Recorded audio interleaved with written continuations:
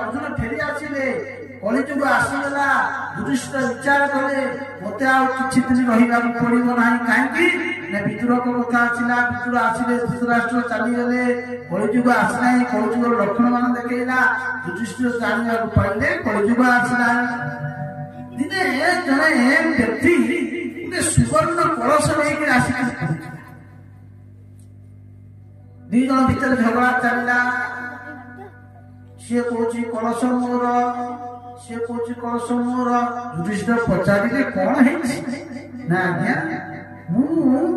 ए व्यक्ति को किछि दिन तले गोटे जमी बिकी दैथिले आ से जमी मु बिकी दैथिली आ परवर्ती समय से जमी रे निया खोल खोल घर खोल खोल पूरा सुवर्ण कलश पाइला आज्ञा से कलशटा होची मोर मो बापा किए पुत्री थिला मु तो जमी बिकी थिली तेणु मु तो कलश बिकी नथिली तेणु कलशटा मोर एपटे को आज्ञा जमीटा को से मते बिकिची जमी भीतर जहा सब अछि सब मोर बोला तोर जमी रे तरा भूत पिताला को मते फेरि दे तू युधिष्ठिर महाराज जानिला पाइले कहले कली जुग आसी गलाई जड़ा ब्राह्मण पूजा पाठ करवा जगह सी कौन कर बेपार करुच्ची ब्राह्मण को पचारे ब्राह्मण देवता आप तो पूजा पाठ करने कथा यज्ञ करने कथा आप कहीं दोकान करुँच आज्ञा कौन करी पूजा पाठ कर पेट पोषुली तेणु आ पूजा पाठ बेसी होना तेणु मुझे पेट पोषिबी केमती युधिष्ठिर जानिया पाइले मो राज्य आउ पूजा कर्म धर्म कर्म किए करूना दिने जड़े व्यक्ति कौन चाषी नंगल नहीं प्रतिदिन जाए चाष करे नंगल कियारे फोपाड़ी आसे आज कौन नंगल काटुती पकईकी जाऊँगी युधिष्ठिर तो धर्मरा पूजा मान तो दुख सुखे था बोले भाई कहीं परिश्रम कर एत बाटू भई भाई नंगल टी आनुचु थोड़ी आई था कौन करी प्रतिदिन मुझे चाष करे नंगलटा थोड़ी आसे किंतु आज काली जाइए आज्ञा नंगलटा मोरा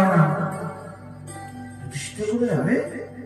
ताले नंगलटा किए नहीं जाइए ना आज्ञा किए नहीं जाइए अरे अरे मो राज्य फिर चोरी है आउ कौन देखिले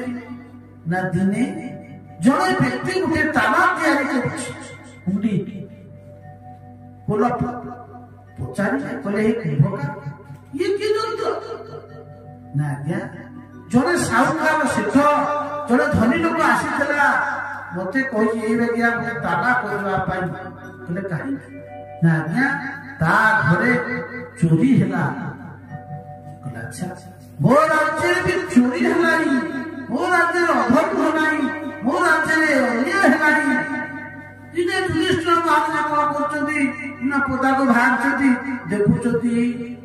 गोटे कुलबधू कौन कर मुंडे ओढ़ना ना युधिष्ठिर गोटे देखिक दात टे देखे हसी हसी पड़े युधिष्ठिर कहले ये कि अजब कथा ये कहार कहू ये कहार कहू जड़े सेवक आज्ञा ये बा से कौरव मान मध्य जड़े बहु अरे इमानकर भाई बहु हाँ ना इमानकर कौन मो प्रति ये ना लज्जा युधिष्ठिर भूली गले अरे कलिजुग कौन क्या घर कौन मो घर आस मो घर माने लज्जा असंस्कृति त्याग कले युधिष्ठिर को वेदव्यास कहले वेदव्यास कलिजुग आसिले नारी मानकर जो लक्षण सब कहले कौन कहले घरे घरे सर्वस्थित हम निजर सौंदर्य नारी माने संतान प्रसव पीड़ा ठार भी दूरेई थे कहले वेदव्यास गर्भाशय नष्ट करदे युधिष्ठिर कामरे हाथ पकड़े हे गोविंद